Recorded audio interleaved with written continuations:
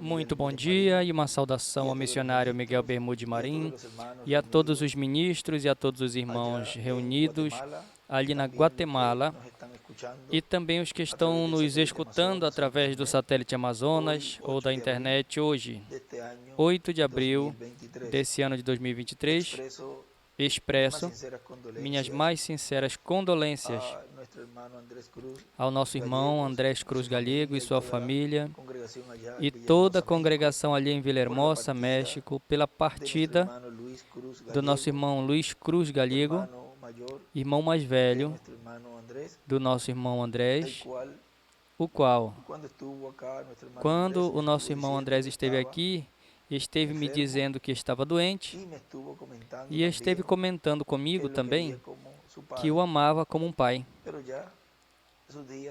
Mas os seus dias nesse planeta Terra já terminaram e se encontra na sexta dimensão ali, desfrutando das bênçãos que Deus tem para todos os crentes nele. E nos fazemos a pergunta, e muitas vezes dizemos: Senhor, por que tu levastes a essa pessoa, um irmão ou irmã que trabalha arduamente na obra? Lembrem que há muitos motivos pelos quais Deus leva um ser humano, e um deles é porque, lembrem o número dos que vão ser ressuscitados, que serão testemunhas para a ressurreição, tem que se completar. E aí tem um, e o nosso irmão Luiz Cruz foi escolhido por Deus para ser uma testemunha da ressurreição. Esse é outro motivo o qual Deus encurta a vida de uma pessoa. Pode ser porque não esteja se comportando corretamente, para que não se perca o leva. E há outra série de motivos, mas observem, às vezes é melhor que Deus leve a uma pessoa e assim a obra que fez permanece intocável, fica bem, do que fique, Deus não o leve. E como diz hoje, como essa pessoa se foi trabalhar arduamente, por aqui nós temos a outro que o deixa, que é um estorvo para a obra, deixo ele. Ou seja, que é melhor, às vezes é melhor que Deus tivesse levado e assim não arruína toda a sua trajetória, feita assim, lançado, jogado fora todo o trabalho que fez, então já se converte contra a obra de Deus. E às vezes Deus leva essa pessoa para que assim o inimigo de Deus, o diabo, não tente usá-lo e que o use contra o programa divino. E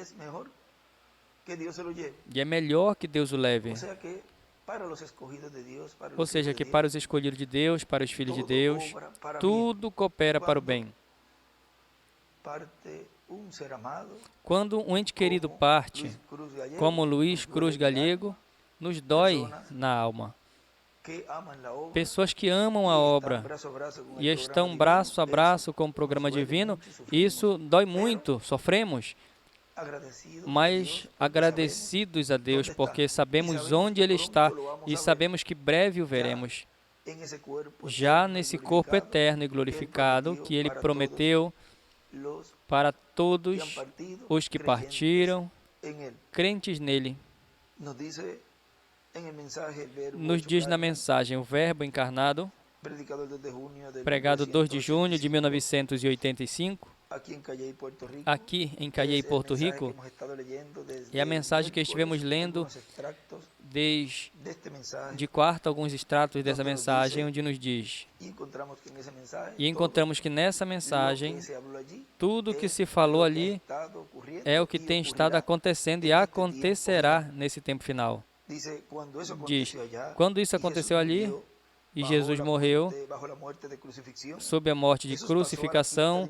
Jesus passou à quinta dimensão, o inferno. Ele desceu ao inferno porque ele levou os nossos pecados. Ele tinha que ir ao inferno por nossos pecados. E ali, no inferno, Jesus teve um curto ministério pregando às almas encarceradas que se encontravam ali, para ali tomar as chaves do inferno e da morte, passar ao paraíso e levantar-se na ressurreição dos santos do Antigo Testamento. Está anunciado, conforme as profecias bíblicas, que vai ter um ministério para as almas encarceradas hoje, porque a quinta dimensão estará aberta sobre a terra nesse tempo final. E vai ser o ministério, como foi o ministério do Senhor Jesus Cristo ali na quinta dimensão, no inferno. Um ministério para testificar, não para a salvação. Já não tinha oportunidade de salvação para essas pessoas. Na mensagem, almas encarceradas, nos diz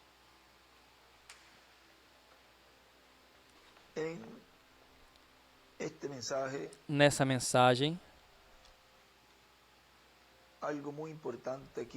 algo muito importante aqui. Diz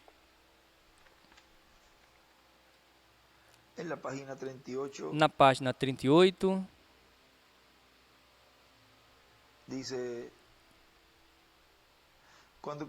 diz, quando começou a falar a eles da sua maneira de viver e as coisas que estava fazendo, então chegou a perder toda a sua popularidade. Essa foi a sua segunda etapa. Eu me pergunto se isso não terá se repetido de novo. Pense um momento. Pode ser. A primeira foi quando a cura chegava a todo mundo e escreve 1. A segunda foi quando diziam, pode ser só Jesus, pode ser Belzebu, pode ser. É o mesmo que faziam ali. São os mesmos espíritos vivendo no mesmo tipo de gente. Pessoas condenadas que nunca poderão ser salvos porque foram condenados desde antes. Como Judas Iscariote, que nasceu como filho de perdição. Escreve Judas e seu espírito. Sim, Senhor, lembrem. Ele foi muito religioso, mas não podia seguir a mensagem até o fim. Escreve o Judas. Ele podia tomar uma parte, mas a outra parte não lhe cabia. Ele podia tomar a cura e as outras coisas semelhantes, mas quando se trata de Deus trazendo esquilos à existência pela palavra, escreve os selos, a terceira etapa, então isso é muito profundo. Dizem, não pode ser. Assim foi Judas, seu espírito pode viver até esse ponto, mas mais além, não pode.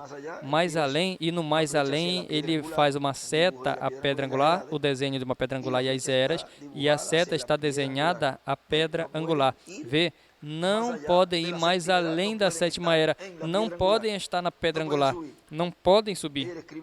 Aí ele escreve, Deus em carne, criando esquilos. E a princípio, quando começamos a ler a página 38 abaixo, ele escreve o ministério de Cristo e suas 3 etapas, no quarto e quinto Elias.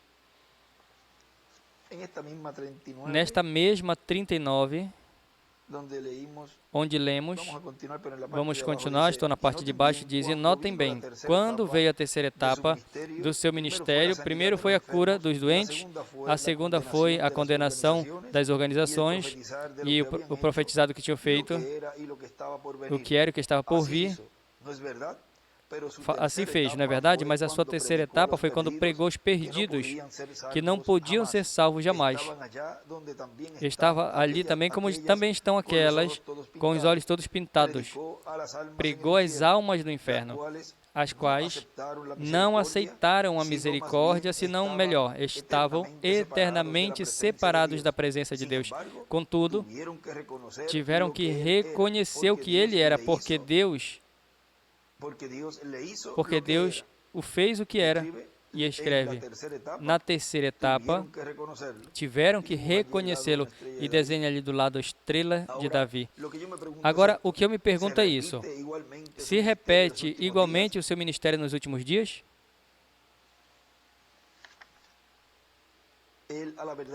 Na verdade, ele disse: como o Pai me enviou a mim, a si mesmo envia a vós.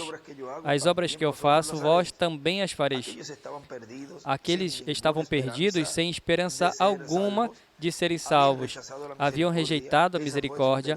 Essa foi a sua terceira etapa. Agora, tem perguntas. Sua primeira etapa foi de curar os doentes, correto. O segundo ministério foi profetizar. Depois, o terceiro ministério foi pregar aos perdidos eternamente. Vemos os 3 pontos. Estavam perdidos eternamente. O ministério de Noé, esses ministérios foram iguais. Noé pregou, depois entrou na arca e passaram 7 dias. E escreve 7 trovões e desenha uma estrela de Davi, escreve silêncio, Apocalipse 8, 1. E passaram 7 dias durante os quais nada aconteceu. E escreve em 7 eras perfeitas. Seu testemunho foi pregado aos que não podiam ser salvos. Depois vemos a Sodoma e Gomorra. Jesus mencionou ambos os exemplos quando disse: antes da vinda do Filho do Homem será como nos dias de Noé, será como nos dias de Sodoma. Ele se referiu a Noé. Noé teve 3 etapas. A terceira foi aos perdidos depois que a porta foi fechada. Deus deixou a arca ali durante aquele tempo onde ninguém podia entrar e nem sair. Eles estavam lá dentro e veio a pousar sobre a 7ª serra. Ele pousou a arca sobre a serra mais alta e escreve a vinda do Filho do Homem. E escreve a 7ª serra igual à terceira etapa. Agora continua dizendo aqui o nosso irmão William. E esse é o ministério como foi o ministério do Senhor Jesus Cristo ali na quinta dimensão. No inferno, ministério para testificar, não para a salvação. Já não tinha oportunidade de salvação para essas pessoas. O inferno estará sobre a terra, a quinta dimensão estará sobre a terra, e as almas encarceradas na quinta dimensão, ainda que estejam vivos sobre a terra, receberão um ministério de testemunho, não para a salvação. E essas pessoas ouvirão a respeito do dia de vingança do nosso Deus, a respeito do juízo divino sobre a raça humana que vive sobre essa terra. Agora vemos ali, em 2 de Pedro, que foi o que aconteceu, onde o apóstolo Pedro nos fala do que aconteceu quando Jesus desceu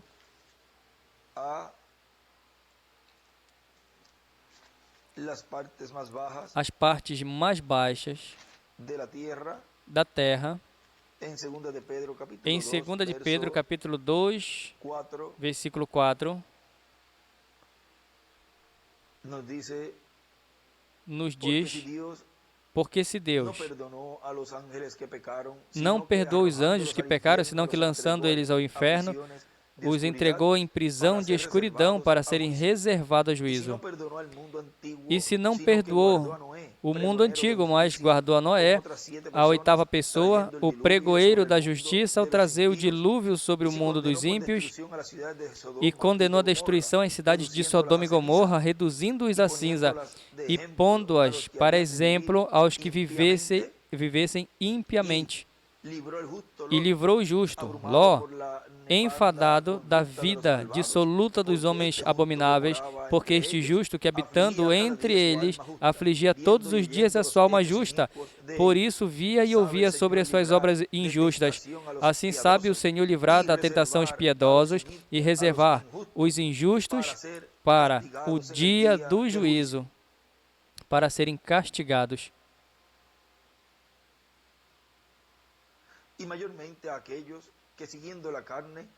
Mas principalmente aqueles, segundo a carne, andam em concupiscência, imundícia e desprezam as autoridades, atrevidos, obstinados, não receando blasfemar das dignidades. Enquanto os anjos, sendo maiores em força e em poder, não pronunciam contra eles juízo blasfemo diante do Senhor. Mas estes como animais irracionais que seguem a natureza, feito para serem presos e mortos, blasfemando do que não entendem, perecerão na sua corrupção. Agora vejam, falando mal das coisas que não entende como animais irracionais, e tudo isso vem da linhagem da serpente antiga, que é o diabo, e Satanás. Agora, vamos continuar lendo aqui, porque podemos deixar aqui também esta escritura para que a tenham, que vai com essa, onde o apóstolo Pedro nos fala em 1 de Pedro 3, 18,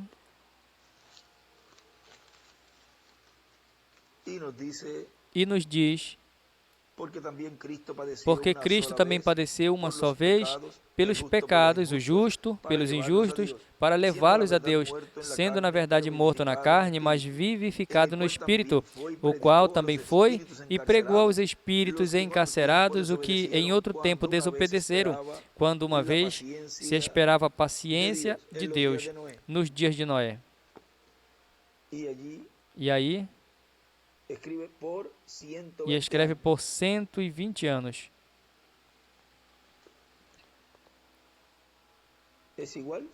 É igual 120 anos.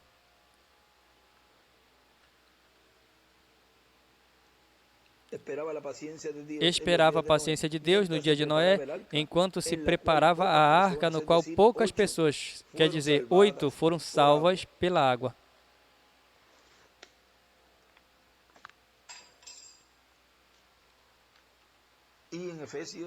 E em Efésios, vamos ver em Efésios também nos fala algo ali. Efésios, capítulo 4,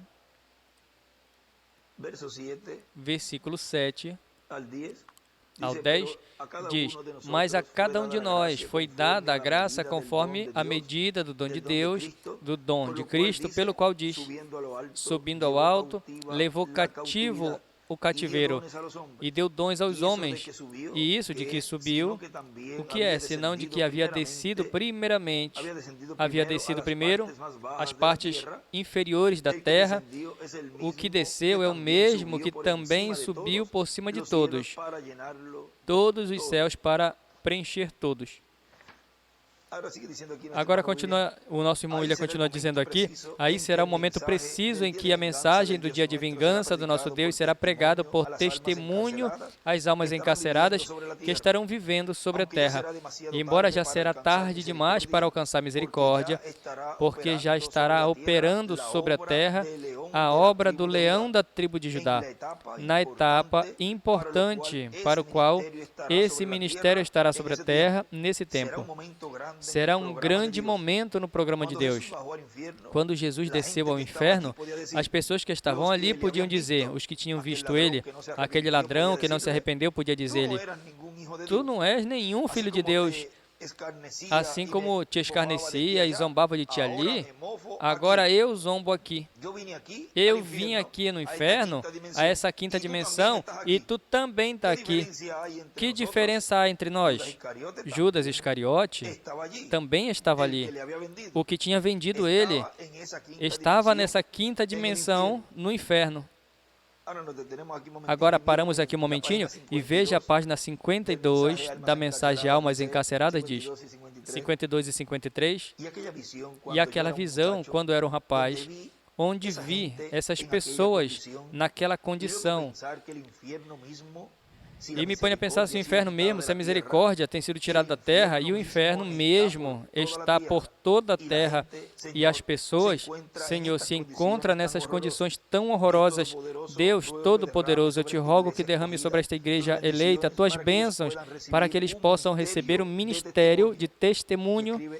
E escreve a Moisés e Elias como o que Ló teve e como o que Noé teve.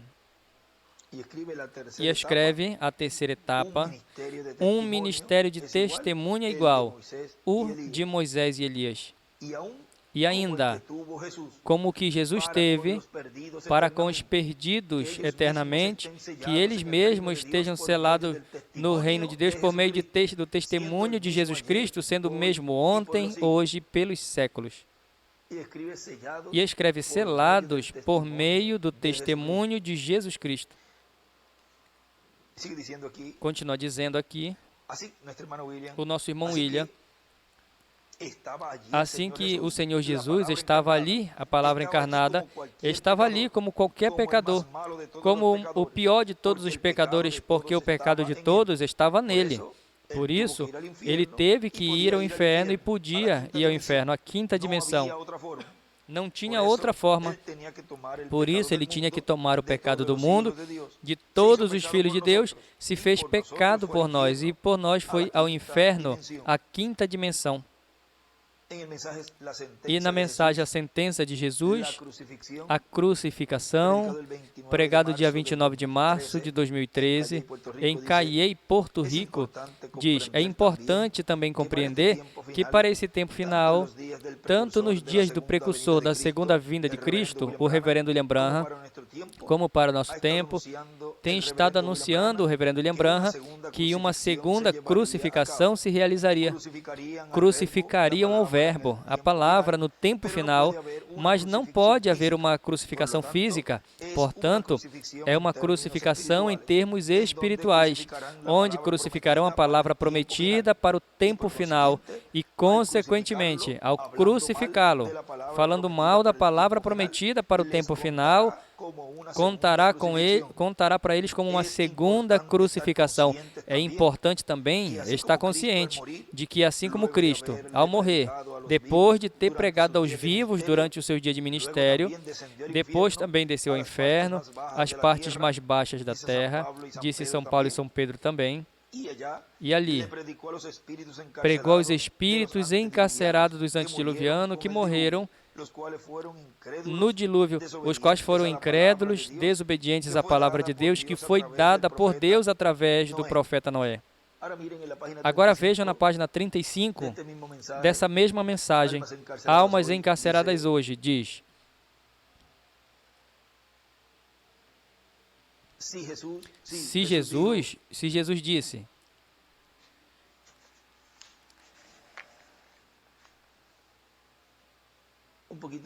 um pouquinho antes desta mesma página 35. Bem, note São João 6, 49, onde Jesus disse, vossos pais comeram o maná no deserto e morreram.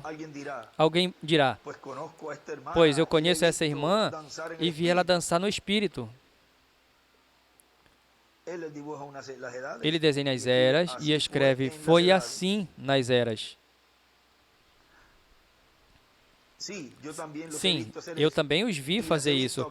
E os vi falar em línguas, vi reticências. Sim, Jesus disse, muitos virão naquele dia e dirão, fiz todas estas coisas. Aqueles comeram maná no deserto, mas Jesus disse, todos estão eternamente separados, estão mortos. Isto significa separados pela eternidade, pereceram ali mesmo, no deserto. Vejam, como dizem, muitos virão naquele dia e dirão, fez todas essas coisas, ou seja, poderão ter uma trajetória longa, grande, e no final está contra o programa divino. Ou seja, destrói com as suas ações, até com a sua língua, tudo o que fizeram em prol da obra. E nós vemos isso ali em Judas Iscariote. Teve o ministério do Senhor, teve no ministério do Senhor esse tempo todo que esteve com os discípulos, trabalhando e tendo todos esses tipos de atividades com eles e tendo também tudo o que os demais estavam fazendo, ele também tinha. E observem que no final deixou essa unção do Espírito de Deus, ou seja, proveniente de Deus, porque operava todas essas coisas. Consequentemente, se operava bem, era algo do Espírito de Deus. O nosso irmão Miguel falou ontem, um pouquinho no final.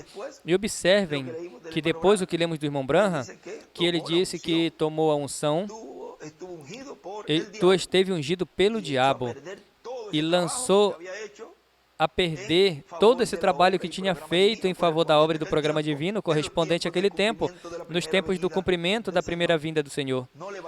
Não valeu de nada fazer o que fez para depois deixar tudo pela borda. Isso significa separado pela eternidade, pereceram ali mesmo no deserto. Lembrem-se de Hebreus 6, aqueles que em uma ocasião conheceram a verdade e depois rejeitaram caminhar nela para os tais, não tem mais arrependimento. Você vê, são crentes de fronteira. Quando a verdade é apresentada a uma pessoa pela última vez e rejeita recebê-la, então, segundo o livro de Hebreus, não tem nada em todo o mundo que o possa salvar. Não tem mais recurso, não tem arrependimento, não tem redenção, nem nada. Estão separados eternamente. Assim diz a Bíblia, apenas esperando o juízo ardente, terrível, que também devorará o adversário. E quando a verdade do Evangelho foi provada e completamente vindicada, e alguém dá meia volta e se afasta dela, então já não tem nenhuma esperança. Esse é o fim. É horrível, mas eu tenho que dizer, e assim mesmo é hoje. Quando vem a palavra sendo vindicada, completamente vindicada no que foi falado, que seria o cumprimento da visão da carpa, que seria tudo o que estaria acontecendo no cumprimento da visão da carpa na terceira etapa. Quando alguém dá meia volta a isso e se afasta dela, então já não tem nenhuma esperança, porque estão dando as costas a Deus e seu programa. Por isso ele dizia, Samuel, não chores. Não rejeitaram a ti, vejam, rejeitaram a mim. Lembrem, os anjos que não guardaram a sua dignidade foram postos em prisão, nessa prisão e nessas trevas onde o mundo está caminhando agora mesmo, onde não tem arrependimento. E ele escreve anjos caídos, luteranos, wesleyanos, pentecostais. Agora lembrem, se existem anjos caídos dessas eras, existem anjos caídos nessa dispensação, nessa era de pedra angular, os quais também estão caminhando, estão vivos. E vamos ver isso um pouquinho mais antes, porque aí o que falta colocar depois, quando se cumpra tudo isso completamente, luterano, wesleyano, pentecostais e da era de pedra angular, anjos caídos, também pertencente a esse tempo. Continua dizendo, para esse tempo final também, porquanto o inferno se abre sobre a terra e as pessoas que estiveram rejeitando o Evangelho de Cristo em todas as nações estarão mortos, são mortos no campo espiritual. Por isso é que em Efésios capítulo 5, versículo 14 diz, desperta, tu que dormes, e levanta-te dentre os mortos e Cristo te iluminará. Porque o ser humano, a família humana, morreu quando Adão e Eva pecaram, morreram a vida eterna e restou apenas vida temporária. Portanto, nesse tempo final haverá uma grande manifestação da parte de Deus, um avivamento para a igreja noiva do Senhor Jesus Cristo, os eleitos de Deus, os primogênitos de Deus escritos no céu, no livro da vida do Cordeiro, que formam a igreja do Senhor Jesus Cristo, e também para as virgens insensatas que não tinham azeite em suas lâmpadas, ou seja, que vão ser impactadas também por essa manifestação de Cristo nesse tempo final, e também para o mundo, o qual será impactado Para os que não têm oportunidade de salvação, como não tinham oportunidade de salvação os que foram desobedientes no tempo de Noé, e já estavam no inferno em corpos espirituais, e Cristo lhes pregou não para a salvação, senão condenando-os, dizendo-lhes o porquê estavam ali, porque tinham sido incrédulos à mensagem de Noé. Agora vejam.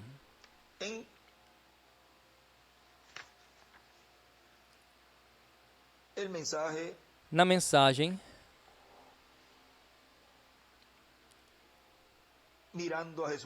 olhando a Jesus ou olhe a Jesus, que é a mesma mensagem afastando a visão de Jesus, nos diz, vamos ler no livro e também alguma parte do livro de citações aí, porque aí não está completa essa parte, falta um pedacinho aí, dessa parte, desta mensagem, onde diz, isso está na 1057 do livro de citações, página 119.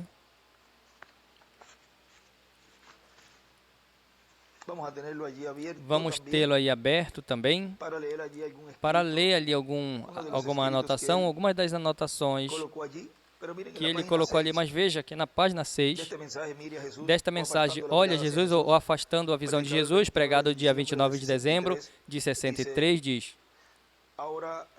agora lembrem, nunca haverá nenhuma imitação disso, porque não pode ser. Não pode ser. Agora está em existência e estou advertido disso, que logo, nesse mesmo tempo, isso acaba de acontecer para que isso possa identificar sua presença entre vocês. Mas não será usado de uma maneira grande até que este concílio comece a apertar. E quando isso aconteça, os pentecostais e os demais quase podem personificar qualquer coisa que pode ser feita. Mas quando esse tempo venha, quando a apertura desça, então vocês vão ver o que viram temporariamente manifestado na plenitude do seu poder. E desenhe uma seta à pedra angular e às eras. Agora, tenho que continuar no evangelismo, como no princípio fui comissionado, tenho que continuar. Portanto, vocês tiveram a palavra e vocês sabem o que tem que esperar e como se manter.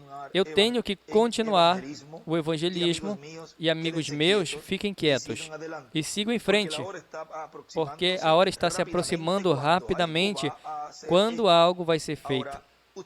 Agora, vocês podiam ver algumas coisinhas estranhas acontecer, nada pecaminoso, eu não quero dizer isso, mas eu quero dizer algo estranho do que se está acostumado, porque do que eu alcancei agora no meu ministério, eu estou retrocedendo aqui, vigiando desse ponto e esperando o tempo para usá-lo.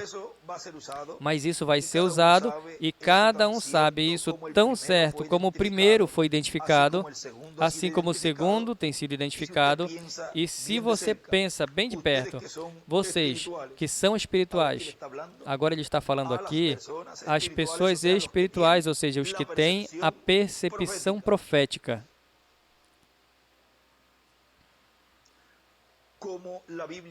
Como a Bíblia disse, aqui é para aquele que tem sabedoria. O terceiro está identificado propriamente. Sabemos onde está isso, assim que a terceira etapa está aqui. E ele escreve terceira etapa. É tão sagrado que eu não devo falar muito a respeito dele. Como ele me disse no princípio, ele disse, disso não diga nada disso. E ele escreve, e eu desenho uma pedra angular, escreve, não explicar a terceira etapa. Lembram isso? Faz anos, isso fala por si só.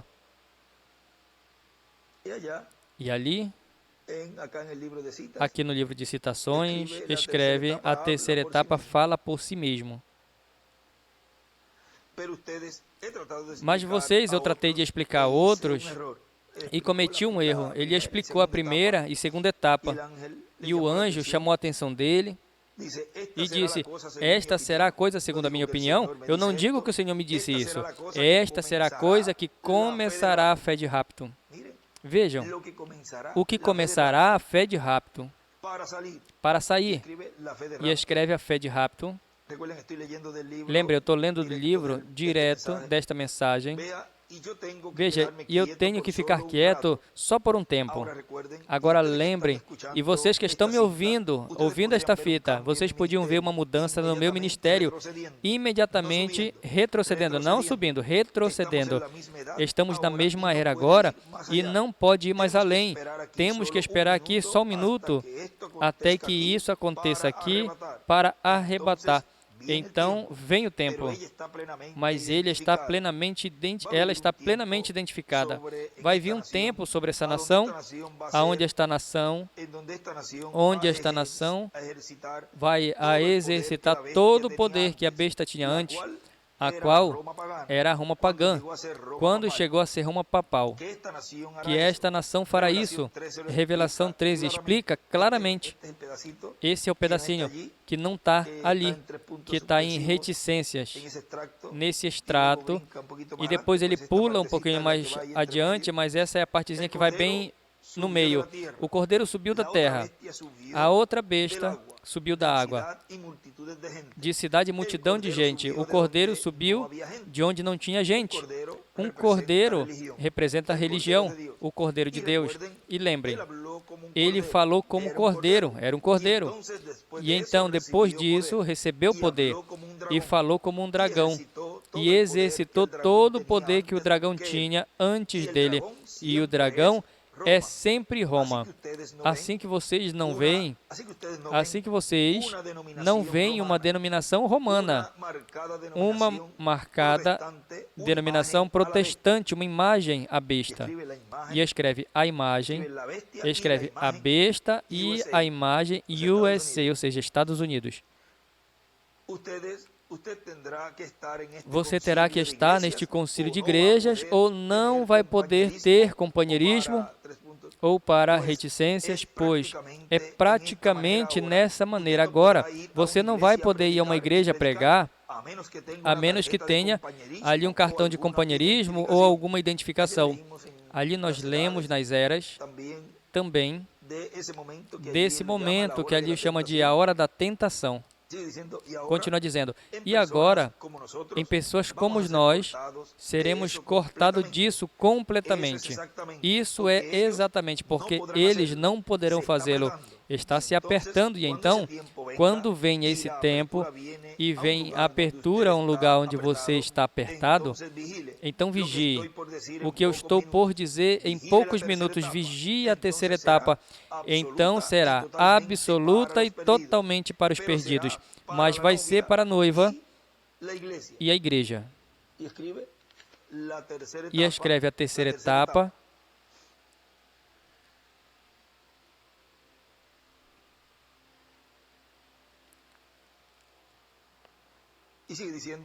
E continua dizendo, agora estamos mais perto do que parece ser. Não sei quando, mas está muito perto.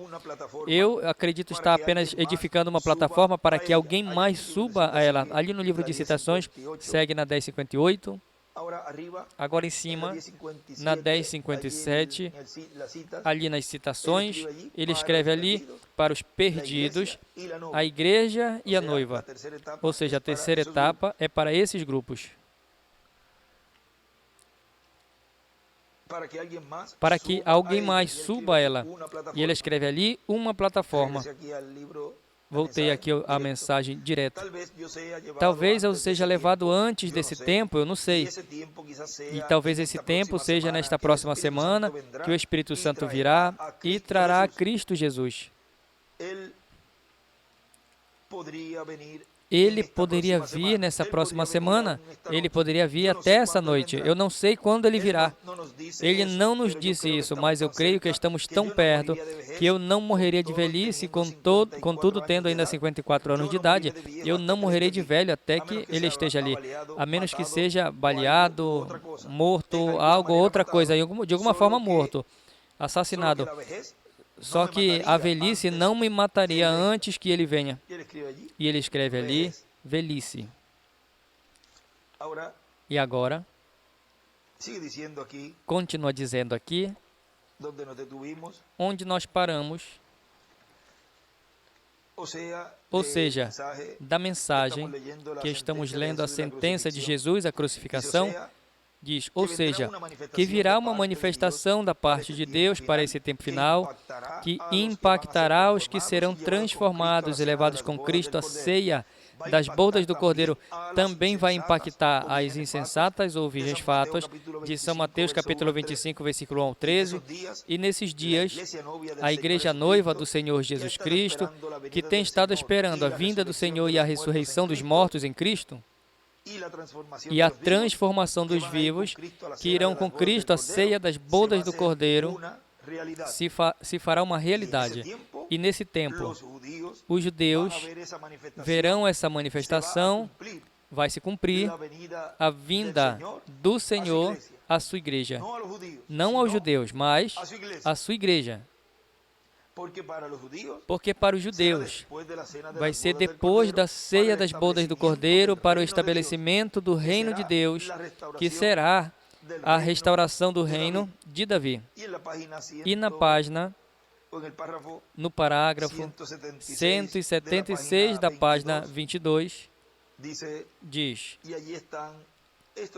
e aí estão essas duas testemunhas, e quando eles atormentem o mundo com as suas pregações, e reúnam outra vez aos judeus, trazendo-os ao arrependimento, e trazendo-os outra vez para que creiam, quando vejam a Jesus Cristo vindo pela noiva, eles dirão, vede, este é o Deus a quem esperávamos. Esse é Ele, mas não vem por eles, vem por sua noiva. E escreve, os judeus veem a Cristo vindo pela noiva. E também escreve, Moisés e Elias e suas pregações atormentam. Continua dizendo aqui o nosso irmão William, mas os judeus verão a Cristo, verão ao Senhor vindo pela sua igreja noiva, os que serão transformados e os que estarão recebendo a fé, para serem transformados, que será a revelação do sétimo selo, a revelação da vinda do Senhor à sua igreja, e ao estar ouvindo tudo o que Deus estará revelando, estarão ouvindo a voz de Cristo, que será o que estará revelando a Ele todas essas coisas. Quem são os que estarão ouvindo, os que serão transformados e raptados? Estarão ouvindo tudo que Deus estará revelando, consequentemente estarão ouvindo a voz de Cristo. Continua dizendo, e isso é estar ouvindo ao anjo forte que desce do céu, Cristo clamando como leão e 7 trovões emitindo as suas vozes. Essa é a voz de Cristo falando à sua igreja e dando a ela a revelação para serem transformados e levados com Cristo à ceia das bodas do Cordeiro. Assim como para a transformação espiritual dos que seguiam a Cristo, eles tiveram que estar atentos à mensagem de Cristo e fazer como Cristo lhes indicou para receber essa transformação espiritual na alma. Era para os crentes em Cristo o batismo no Espírito Santo. E continua sendo assim para os crentes em Cristo. Nenhuma outra pessoa que não seja crente em Cristo pode estar esperando o batismo com o Espírito Santo, nem tampouco pode dizer que tem recebido o Espírito Santo, porque essa é uma promessa exclusiva para os crentes em Cristo. E a transformação para os que estejam vivos e a ressurreição dos que morreram é para os crentes em Cristo, em corpos eternos, imortais, jovens e glorificados, como o corpo glorificado de Jesus Cristo, nosso Salvador. E a promessa dos que serão transformados e raptados é uma promessa exclusiva para os crentes no cumprimento do sétimo selo, no cumprimento da vinda do Filho do Homem com os seus anjos. Continua dizendo, tem promessas que serão sinais para nós quando vejamos com nossos próprios olhos, para saber que o tempo está muito perto para o cumprimento dessas promessas que faltam por ser cumpridas. Por exemplo, mencionava o reverendo missionário Miguel Bermudes Marim que o reverendo William Branham viu uma grande carpa catedral e aí estava a presença da coluna de fogo que libertou o povo hebreu e que também aparecia na trajetória do povo hebreu rumo à terra prometida e acompanhava Moisés e ao povo hebreu. A mesma coluna de fogo que apareceu a São Paulo no caminho a Damasco, a mesma coluna de fogo que acompanhou a sua igreja de era em era. Isso é o que falamos de que em cada era, vimos ali que Lutero olhou a coluna de fogo. Wesley olhou a coluna de fogo, agora outros muitos ficaram atrás, olhando para trás, onde não estava a coluna de fogo e se denominacionalizaram, vieram a ser a cumprir essa parte dessa era dos anjos caídos, os quais ali vimos luteranos. E depois assim sucessivamente, assim, depois anjos caídos wesleyanos, quando não olharam a coluna de fogo, seguir em frente a outra nova era. É Cristo, o anjo do pacto, o qual disse, eu estarei convosco todos os dias até a consumação do século, e acompanhou William Branham. E esta mesma coluna de fogo havia em uma grande carpa catedral. Aí será, foi dito a ele, manifestada a terceira etapa. Onde? Onde estaria sendo vista a coluna de fogo? Em uma grande carpa catedral. Agora é por isso que não pode dar as costas e esbofetear o rosto de onde esteja a coluna de fogo, porque automaticamente, quando tiram a olhada, a visão da coluna de fogo, a Deus operar em cada era, em cada dispensação no tempo presente, voltam à denominação. Aí será, foi dito a ele, manifestada a terceira etapa, aí estará a glória de Deus manifestada.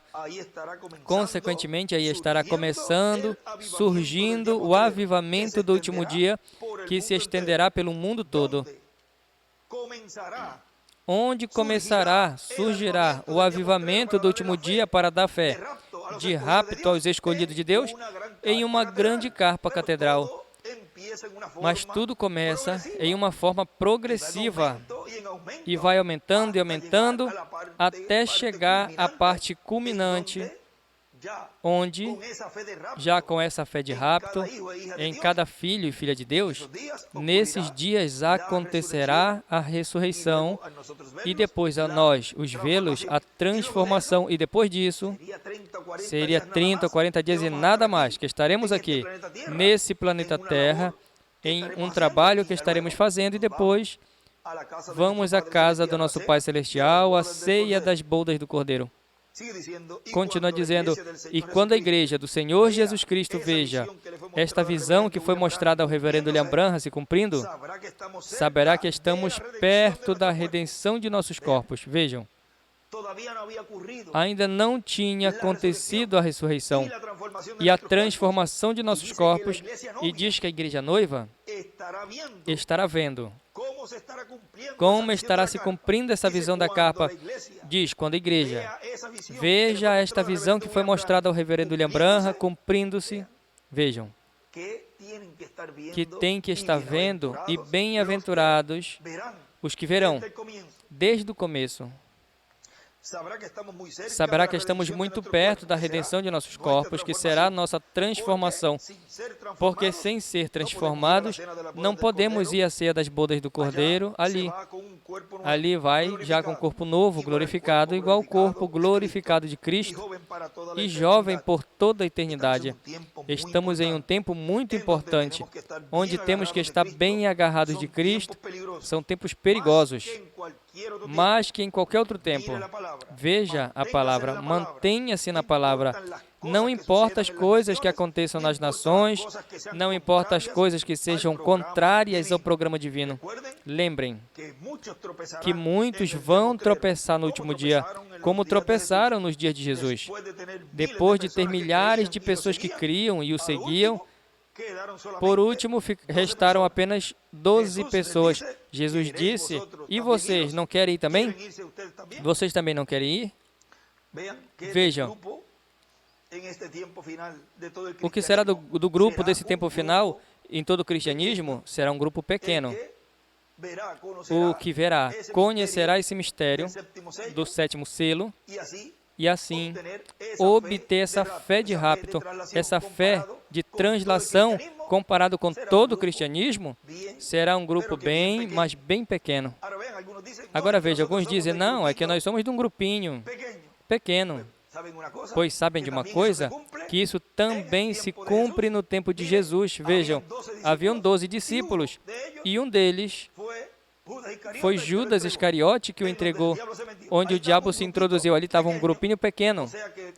Ou seja, que comparado com um grupo que creu e se manteve firme com Jesus, de 12, 1.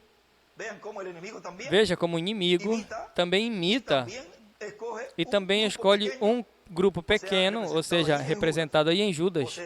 Ou seja, vejam, de um pequeno grupo do cristianismo, Deus leva a noiva, e também do grupo pequeno, também tem poucos, que também estão representados em Judas Iscariote.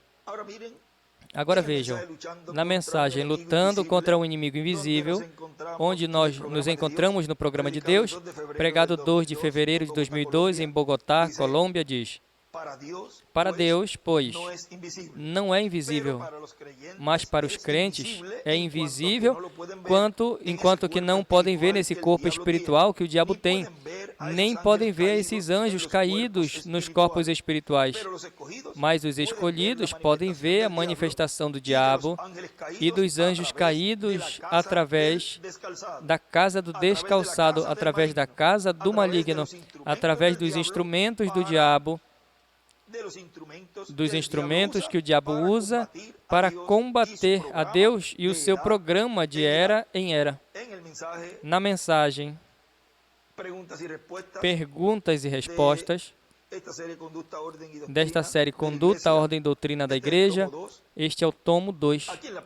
Aqui na página 75, diz 75 e parte da 76, a serpente não era um réptil. A maldição sobre ele o fez um réptil. Ele era como um homem e caminhava ereto. E ele estava ali no jardim e ela cometeu adultério com ele e deu à luz ao seu primeiro filho, o qual foi Caim, a mesma natureza do seu pai. E eu acredito e creio que essa besta era como um homem e caminhava ereta, e dela provieram esses gigantes. Sim, isso é verdade. Agora, isso é minha própria opinião, eu poderia estar errado. Assim é como eu penso, vê? Eles eram homens altos. Escreve a serpente, Caim, seu filho. E se você observa, Deus ali parado diante de Adão e Eva, lhes disse, do pó te tirei, ao pó voltarás. E porque escutaste a serpente, ao invés do teu marido, tiraste a vida do mundo, mas tu voltarás a trazer ao mundo. E disse a serpente, serpente, não caminharás mais ereta, não terás pernas, já não serás uma besta, agora tu serás um réptil, e te arrastarás e comerás do pó da terra. E dali é de onde eu creio que esses reticências, que Caim veio, a besta, com natureza animal, entrou em Eva e deu à luz a este menino, o qual era metade besta e se via como um humano, um homem alto. Escreve Caim, saiu da serpente, e dali ele foi lançado, expulso e começou a procriar filhos, os quais saíram como o seu pai, bestas, inclinadas à luxúria. E foram os que no princípio olharam as filhas dos homens, e essas coisas e as tomaram como mulheres. E o que repousou sobre estes gigantes foram esses espíritos caídos, os quais provinham da mesma linhagem de onde provinham esses gigantes. Lembre, os mesmos espíritos que viveram ali vivem hoje. E escreve, os espíritos caídos viriam. Continua dizendo aqui o nosso irmão William. Portanto, mesmo que estamos em uma luta contra o inimigo invisível, conhecemos como o inimigo invisível se manifesta nessa luta e sabemos como combater a esse inimigo invisível, sendo que o inimigo invisível, o diabo, é um príncipe caído, um arcanjo caído e tem um exército. Então temos que saber que é um príncipe invisível, o diabo, Luzeiro, com seu exército, o qual luta contra Cristo e sua igreja.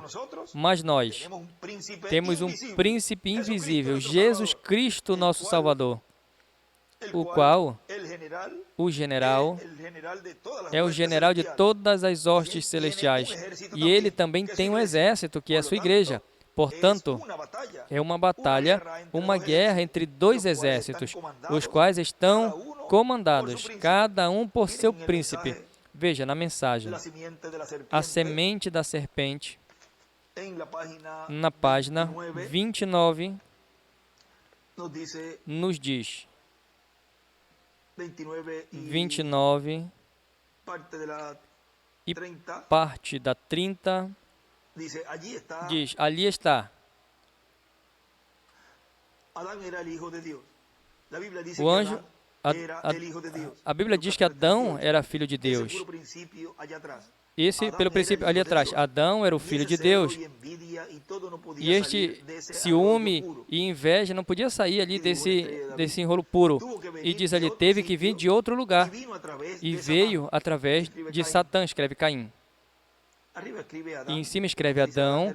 Quando diz Adão era filho de Deus, e veio através de Satã, escreve Caim, que para começar é um assassino. E a Bíblia diz que ele era um mentiroso e um assassino desde o início. Ali está. E ele assassinou seu irmão. Ali estava um tipo da morte de Cristo. Então, disso, certamente, ele levantou a sete para tomar o seu lugar. Morte, sepultura e ressurreição de Cristo. Vigie. Aqui vem os seus gigantes. Então, Caim foi à terra de Nod? Sim. O seu pai foi um indivíduo gigante. Como o seria Caim? Se o seu pai foi um indivíduo gigante, como seria Caim? E escreve Caim, seu pai. Ele foi à terra de Nod e tomou a uma de suas irmãs. Esta foi a única forma que ele poderia fazê-lo. Ali não tinha mais fêmeas que pudessem vir que não fosse através de Eva. Eles reclamam que tiveram 70 filhos e filhas. Se ali não tinha fêmeas, a Bíblia não registra fêmeas quando nascem, só homens. Se não tinha outras fêmeas mais, além de Eva, então quando ela morreu, a raça humana deixou de existir. Eles tiveram que ter filhas, ou seja, diz que a Bíblia no registro de mulheres, vejam, que Adão e Eva também tiveram mulheres. E uma delas, ali diz que Caim, então a tomou por esposa. Ele tinha que se casar com a sua própria irmã. Ele foi à terra de Nod e obteve a sua esposa, e quando ele se casou com ela, aí é onde eles se encontraram com esses enormes gigantes, que eram filhos de Deus caídos, nas quais vieram através do seu pai, o diabo, através de Caim. Aí está o seu elo perdido, ou se escreve filho de Deus caído, e vigie, a semente da serpente. Recorde, a semente da serpente é religiosa. Veja, começar a se mover agora por uns poucos minutos. Aqui vai a semente da serpente. O que aconteceu com eles? Agora deixe-me ler algo aqui, e eu escrevi para essa tarde. O que veio através da linhagem de Abel, escute isso, veio ao longo. Abel Atrás de Abel veio Sete, depois de Sete veio Noé, depois de Noé veio Sem, depois de Sem veio Abraão, depois de Abraão veio Isaac, depois de Isaac veio Jacó, depois de Jacó veio Judá, depois de Judá veio Davi, depois de Davi veio Cristo, a perfeição. E desenha uma estrela de Davi. Agora ele enumera ali a cada um e coloca Abel como um, mas quando vai a Sete, que corresponde ser o número 2, aí ele arranca a marca 1 como 7. E continua enumerando até chegar a Cristo e põe Cristo como número 9. Mas vamos ver depois em outros lugares tudo isso, bom, porque aí seria o número 10. Vamos passar a página 30, continua dizendo, vigie ali atrás, como o Espírito de Deus viveu em Abel. Veja como viveu em Sete. Veja como viveu em Judá. Veja como viveu em Davi. Veja o mesmo Espírito chamando fora através desta semente justa em todo o trajeto. Não importa o que eles fizeram, eles eram predestinados. E escreve a semente dos justos, a linhagem dos filhos de Deus por Adão. Continua dizendo, portanto, na mensagem que estamos lendo, lutando contra o inimigo invisível, onde nos encontramos no programa de Deus, continua o nosso irmão William dizendo, portanto, nós temos o príncipe de paz, Jesus Cristo, nosso Salvador, o príncipe da descendência de Davi, o qual se sentará no trono de Davi. Agora o príncipe das trevas também tem um príncipe que tratará de se sentar no trono de Davi. Por quê? Mas Cristo o impedirá, porque esse trono de Davi pertence a Cristo. E com Cristo se sentará quem ele diga que se sentará com ele no seu trono. E tem que ser da casa de Cristo, do corpo místico de Cristo, do trigo. Mas o joio, o príncipe das trevas, tratará de que um filho seu se sente no trono de Davi. Mas Cristo não impedirá, porque ele é o herdeiro a esse trono, não é o diabo. Portanto, o diabo não tem direito a sentar nesse trono nenhum dos seus filhos. O único herdeiro a esse trono é Jesus Cristo, e Cristo é o único que pode colocar com ele em seu trono a um dos seus filhos. Ao que vencer, eu lhe darei que se sente comigo no meu trono, assim como eu venci e me sentei com meu Pai no seu trono. Para esse tempo final, o vencedor do último dia, nessa luta contra o inimigo invisível, obterá a grande vitória no amor divino e se sentará com Cristo em seu trono. E este será do qual Cristo disse, ao quem tem sede, eu darei de beber, de tomar da fonte da água da vida. Na mensagem Os Anjos de Deus, pregado 24 de agosto de 2005, em São Luís Potosí, diz, e agora, México, e agora encontramos que Deus tem milhões de anjos, e agora, tudo está sujeito a Cristo, que está sentado sobre o trono do Pai. Em Apocalipse capítulo 3, versículo 21, disse, ao que vencer, darei que se sente comigo no meu trono, assim como eu venci e me sentei com meu Pai no seu trono. Cristo venceu. Houve uma luta pelo trono do Pai. O diabo queria se sentar no trono do Pai e ser um instrumento através do qual Deus se manifestará e governará toda a criação. O diabo se apoderou desse planeta Terra quando enganou a Eva, quando enganou Adão e a Eva. E agora queria conquistar o trono celestial para se sentar nesse trono celestial e governar, ou Deus governar através do diabo, de Satanás. Mas veja, Cristo venceu e foi que obteve a bênção de se sentar no trono de Deus. Lembrem que o diabo sempre tem estado buscando se sentar no trono.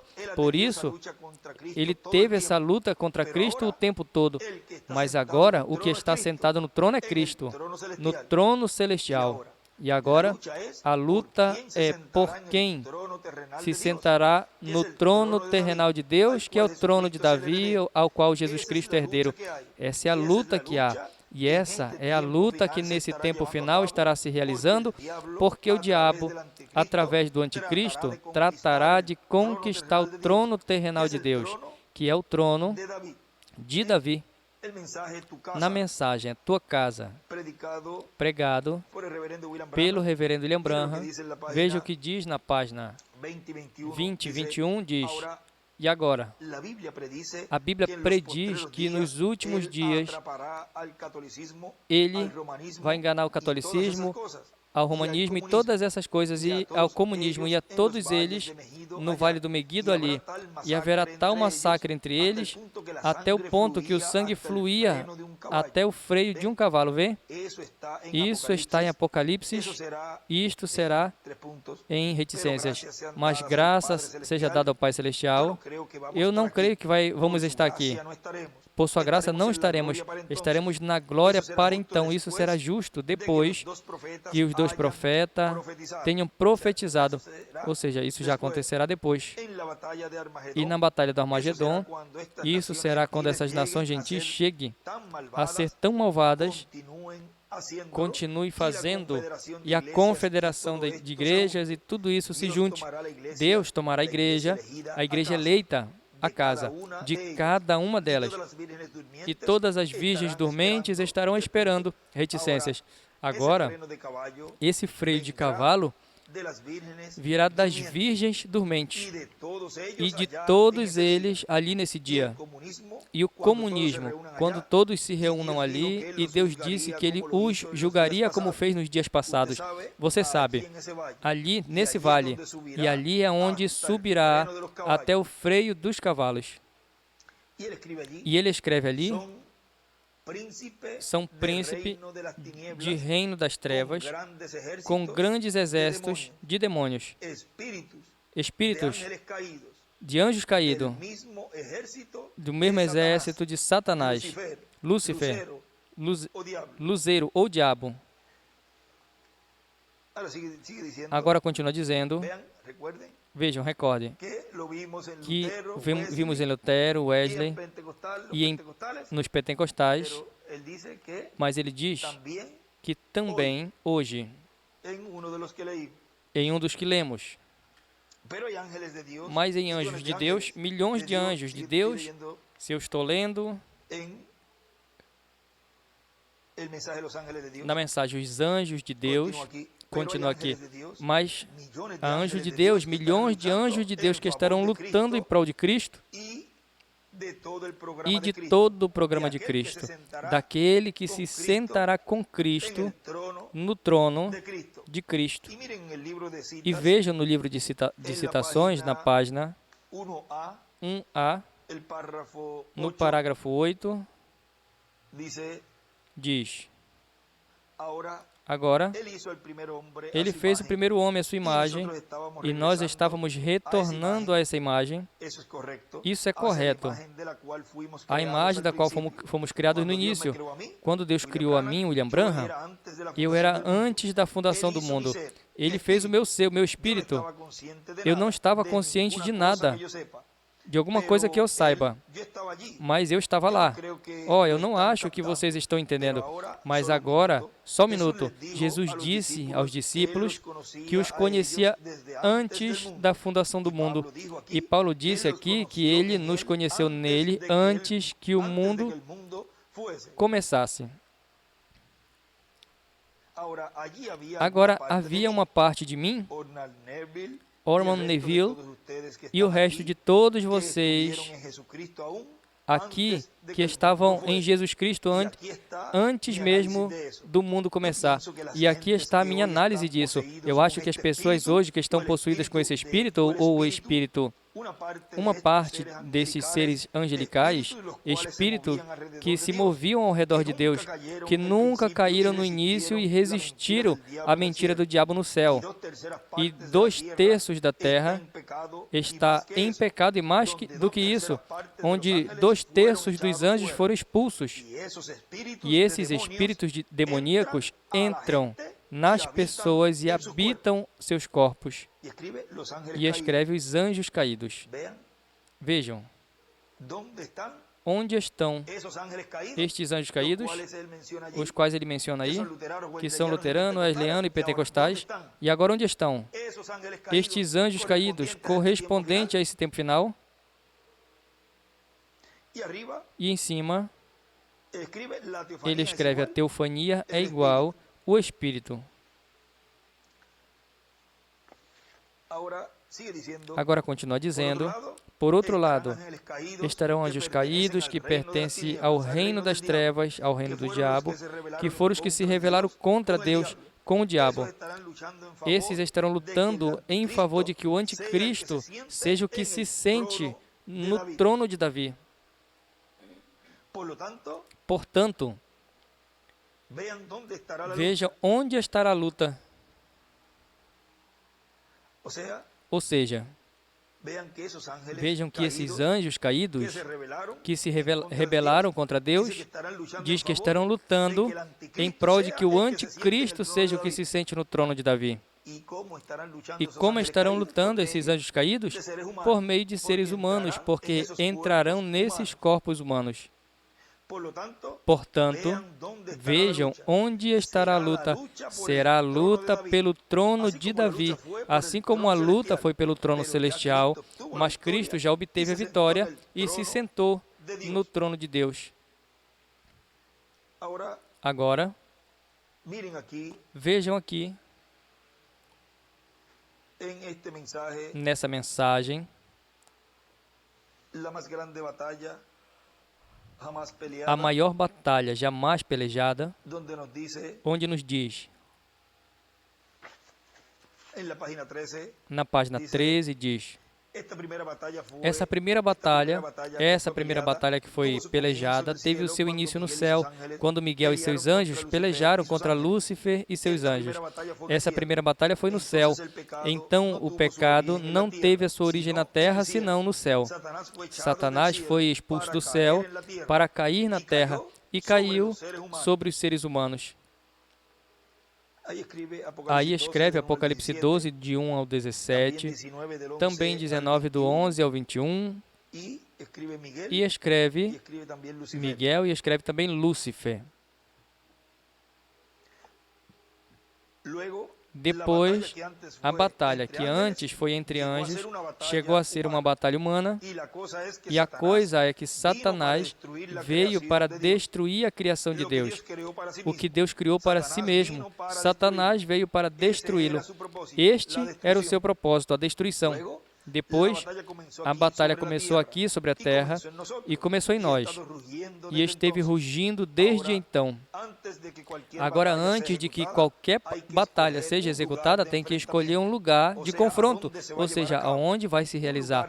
Um lugar selecionado. Na Primeira Guerra Mundial, combateram em lugares despovoados e em outros lugares.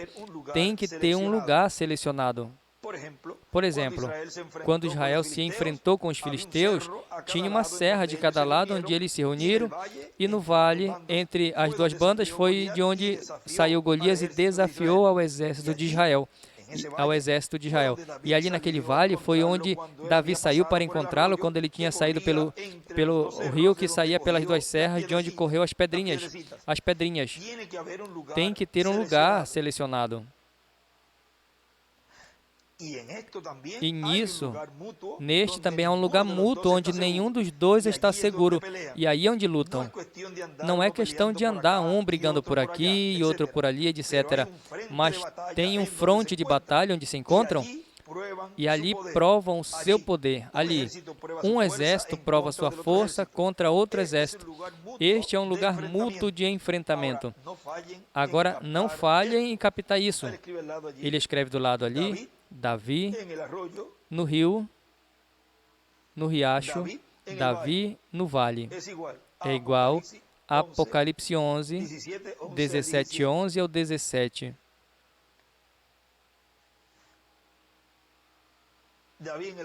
Davi no riacho é igual Apocalipse 22, 17 e 21, 6. Davi no vale é igual Apocalipse 17, 11 a 17. Agora não falhem em captar isso. Quando esta grande batalha começou sobre a terra, tem que haver um lugar mútuo de enfrentamento. Teve que haver um lugar selecionado onde começar a batalha e onde livrar a batalha. Esse lugar de batalha começou na mente humana. Aí é onde começa a batalha. A mente humana foi escolhida como o lugar da batalha, onde deveria começar. E é assim, porque as decisões vêm da mente, da cabeça, e escreve a terra de Nod é igual a mente. O vale da decisão é igual a mente, a alma. E aqui desenha uma pedra angular e as eras, e desenha 3 círculos, 3 círculos, faz um ponto no centro, que em vários desenhos ele escreve alma, espírito e corpo, e aqui na pedra angular faz um ponto na pedra angular e escreve do lado a mente. Que Deus nos ajude, a todos os que têm lutas em vossas mentes e pensamentos, que venha a você, lembrem, isso, que ali é uma batalha, é uma luta que se livra, o qual peça a Deus que abençoe e guarde e ajude a todas estas pessoas que têm essa batalha em sua mente e vêm a ele pensamentos que não são dessa pessoa, não é de vocês. E eu peço a Deus que no momento que alguém esteja passando por isso, clame a Deus e Deus ouça e repreenda esses pensamentos. Você tem a espada, que é a palavra, e combata esses pensamentos com a palavra. Estamos no tempo de falar a palavra. Pronuncie, fale e repreenda esses espíritos e esses pensamentos que não são seus e tire eles de sua mente. Porque lembre que aí é a batalha jamais pelejada, é na mente.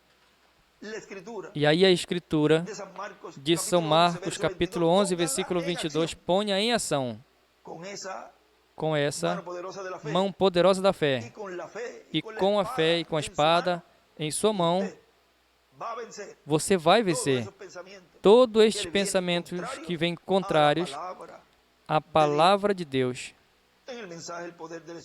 E na mensagem, o poder do Espírito Santo se encarnando e operando em sua igreja, pregado 22 de março de 2009, diz, em Boa Vista, em Veracruz, México, assim como vimos através da história bíblica, esta manifestação do Espírito Santo através de véus de carne no Antigo Testamento culminou com a manifestação em carne em Jesus para o último dia.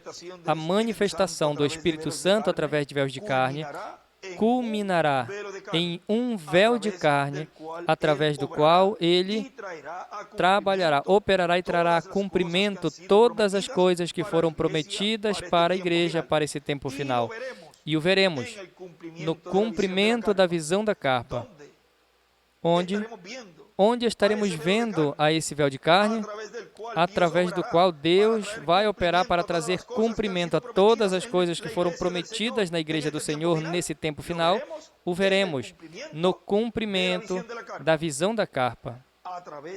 Através desta manifestação virá o cumprimento da visão da carpa.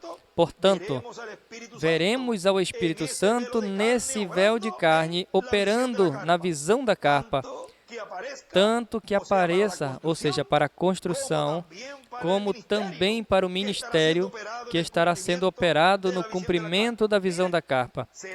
Vejam, será alguém que estará trabalhando para que se faça uma realidade da construção, e Deus também estará usando para trazer a cumprimento todas as promessas que Ele prometeu à sua igreja nesse tempo final, no cumprimento da visão da carpa, onde surgirá no meio da igreja essa promessa da ressurreição e a transformação nossa, os que vivemos. E continua dizendo, tão simples como isso será a obra do Espírito Santo nesse tempo final, na etapa da era de pedra angular, a etapa de ouro da Igreja do Senhor Jesus Cristo, a etapa de adoção para os filhos de Deus, ou seja, a etapa para a ressurreição dos mortos em Cristo, em corpos eternos e glorificados, e para a transformação dos crentes em Cristo, que permanecerão vivos quando ocorra a ressurreição dos mortos em Cristo. Para mim tem sido um privilégio e uma grande bênção poder enviar estas palavras sob o tema a terceira etapa para os perdidos, a igreja e a noiva. Que Deus lhes abençoe, Deus guarde a todos, e muito obrigado, missionário Miguel Bermude Marim, por me permitir estar com vocês nessa ocasião e compartilhar desta atividade que estás tendo ali na Guatemala, hoje, sábado 9 de abril deste ano de 2023. Que Deus te abençoe grandemente e te guarde e continue te usando grandemente na obra do Senhor, e no dia de amanhã te use também grandemente em prol da igreja do Senhor, a igreja noiva desse tempo final. A terceira etapa para os perdidos, a igreja e a noiva, e a todos os ministros que estão ali, internacionais e locais, os irmãos e irmãs, que Deus lhes abençoe grandemente, os guarde, cuide de vocês de todo perigo e ajude a vocês nesse tempo final, nessa etapa na qual estamos vivendo e na qual vai chegar a parte culminante da nossa transformação. Que Deus abençoe a todos e Deus lhes guarde e continuem passando um dia cheio das bênçãos do nosso Pai Celestial.